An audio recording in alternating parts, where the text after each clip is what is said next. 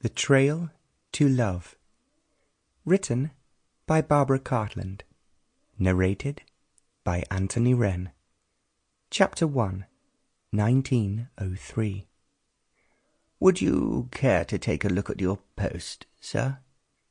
Travis, the elderly butler, asked, as he brought in a silver pot of steaming coffee to the breakfast table at number 13, Lanchbury Close, Mayfair. "There is rather a lot of it," he added.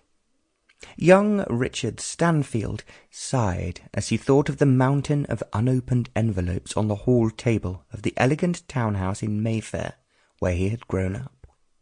Of course, there would be very many letters, as he had been away in South America for nearly 3 months, following the death of his dear father, Sir Julius Stanfield, and with no one at the house to open them, the envelopes would just pile up. Travis was still hovering by the table, his white whiskers drooping rather sadly. He was probably missing Sir Julius, whom he had served faithfully for 30 years. Richard missed him too. Yesterday, when he arrived back at his home, dusty and exhausted from his long journey, he had forgotten for a moment that his father was no longer there to shout out, "Hello, old young'un," as he would hurry out of his study to greet his son. "Please, bring the post in, Travis, and I will open it while I drink my coffee," said Sir Richard, and the old butler gave a nod and hobbled off to the hall to fetch the letters. Richard finished eating the scrambled eggs, bacon, and sausage that lay on his plate. It was the first proper English food he had eaten for ages, and it tasted very good.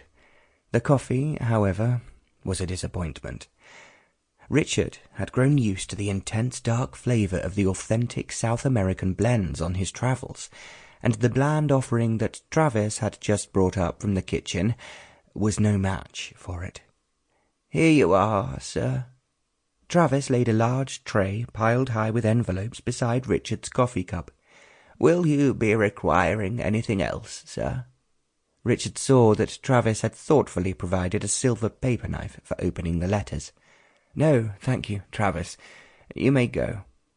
He drained the last of his cup, wishing that it could have been extra strong Colombian to give him strength for the task ahead, and picked up the paper knife.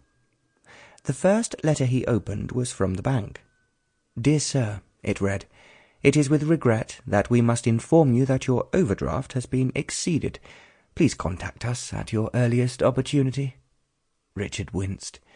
He opened the next letter, and saw that it was from Boostred & Sons, gentlemen's outfitters.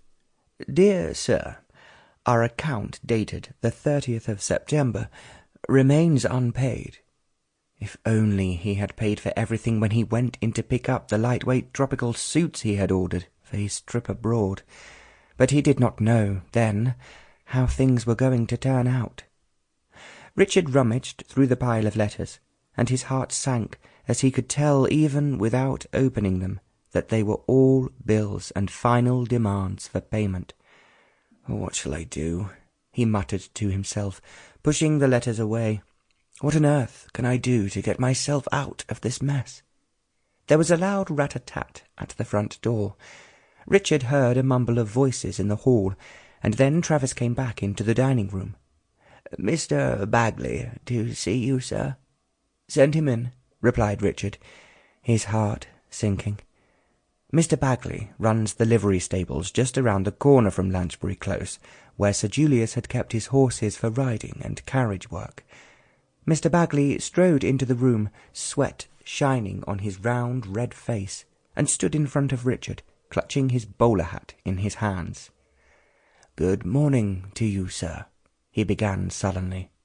Richard sniffed appreciatively at the odour of straw and warm horses that always seemed to follow Mr. Bagley wherever he went, and remembered some happy days in his childhood when the red-faced gentleman had taught him to ride in Hyde Park, puffing along on foot after his spirited white pony Snowball.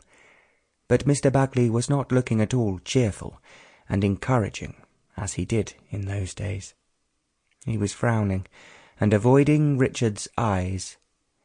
Your late father," Mr. Bagley wiped his brow. Sample complete. Ready to continue?